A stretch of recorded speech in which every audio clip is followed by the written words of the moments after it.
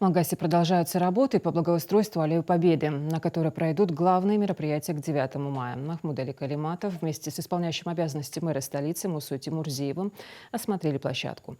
Завершить благоустройство планируется к 5 мая. Осматривая объект, руководитель региона отметил, что требования к качеству выполнения работ высокие.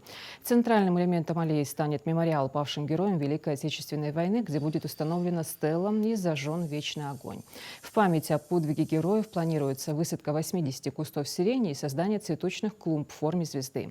Кроме того, в рамках проекта предусмотрено строительство автодороги, соединяющей улицы Чехкиева и Налигиева вдоль парка. Здесь также предусмотрены 2 парковочные зоны. Вот эта дорога что? Да, вот эту дорогу Асфальтируется. Понятно. увеличаться.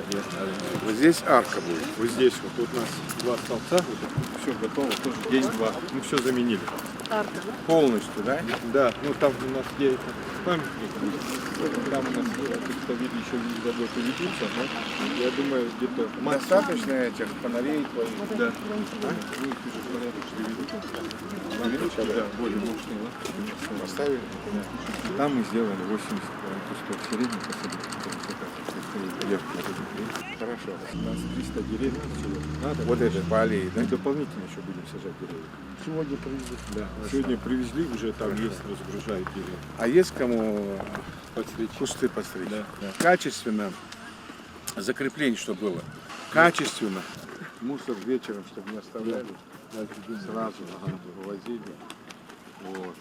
Газ подвели, звезда готова уже установки.